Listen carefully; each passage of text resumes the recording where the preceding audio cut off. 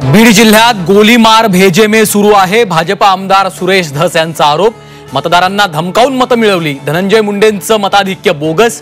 सुरेश धस यांचा धनंजय मुंडेंवर गंभीर आरोप। बीडमधील दहशतीच्या म्होरक्याचा आश्रयदाता धनंजय मुंडे। संभाजीराजे यांचा बीडमधल्या सभेत थेट आरोप। धनंजय मुंडेंना जिल्ह्याचं पालकमंत्रीपद दिलं तर आपण बीडचं पालकत्व घेणार, दिला इशारा। अभिनेत्री प्राजक्ता माळींकडून सुरेश धस यांच्या विधानाचा निषेध। महिला कलाकारांची नाहक बदनामीसाठी सुरेश धस यांनी माफी मागावी, प्राजक्ता माळींची मागणी। मुख्यमंत्र्यांनी लक्ष घालण्याची विनंती। प्रकाश आंबेडकरांनी घेतली देवेंद्र फडणवीसांची भेट। सोमनाथ सूर्यवंशी कुटुंबियांना 1 कोटींची मदत जाहीर करा, आंबेडकरांची फडणवीसांकडे मागणी।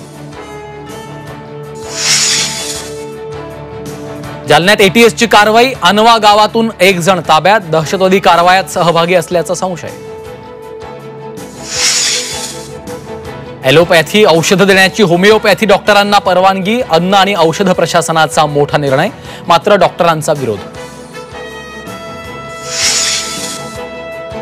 सोलापुरात 28 वर्षांनंतर गुलाब प्रदर्शनाचं आयोजन। विविध 18 रंगांची तब्बल 500हून जास्त प्रजातींची गुलाब प्रदर्शनाला मोठी गर्दी।